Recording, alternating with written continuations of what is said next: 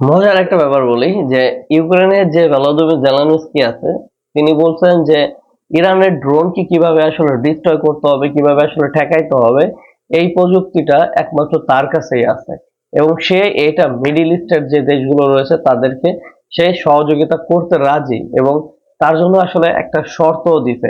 শর্তটা কি জানেন? সে মিডল ইস্টের দেশগুলোর থেকে অর্থ এবং প্রযুক্তি চায়।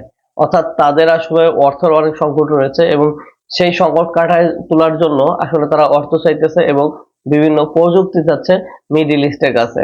এবং মিডল ইস্টের লোক যদি বোকামি না হয় তাহলে আসলে আমার মনে হয় না যে ইউক্রেনের মতো দেশের কাছে আসলে তাদের সহযোগিতা নিতে হবে, কারণ ইউক্রেনের যে অবস্থা এখন দজভাঙ্গা অবস্থা, আজকে আছে কালকে নাই এরকম একটা অবস্থা।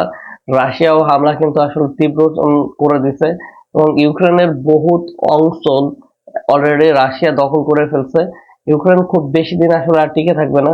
বলাই যাচ্ছে ইউক্রেন আর রাশিয়ার যুদ্ধ আসলে কবে শেষ হবে এটা বলা কঠিন, তবে ইউক্রেন যে যুদ্ধে পুরোপুরি হার মেনে গেছে বা হেরে গেছে এটা নিশ্চিত।